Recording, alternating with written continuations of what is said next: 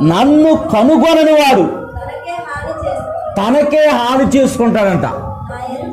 చాలమ్మ. తన్ను కనుగొని వాడు, మొదట మనం చదువుకుంది ఏంటంటే, ఎవరైతే కనుగొని, ఎవరైతే ఆయన ద్వారబంధములు, ఎవరైతే ఆయన మందిరంలో కనిపెడుతూ ఆయన వాక్యాన్ని వింటూ సంఘంలో అడ్డుకట్టబడి ఉంటారో వారు దేవుని కటాక్షం పొందుకుంటారు, దేవుని ఆశీర్వాదాన్ని పొందుకుంటారు. వారు ఎప్పుడు చిగురిచ్చు ఒలివ చెట్టు వలె, ఎప్పుడు వికసించే ఒలివ చెట్టు వలె వారు ఉంటారు.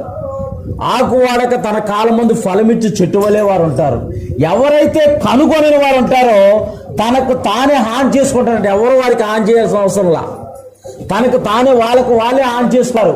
ఎందుకనంటే దేవుడిని ఎరిగి, దేవుడు గుర్తెరగలేదంటే తర్వాత విషయం, దేవుని గుర్తెరిగి దేవుని రక్షణ పొందుకొని దేవుని నామాన్ని గుర్తెరిగి దేవుడికి దూరంగా బతికితే వారికి వారే హాని చేసుకుంటారు. వాళ్ళు ఎవ్వరు హాని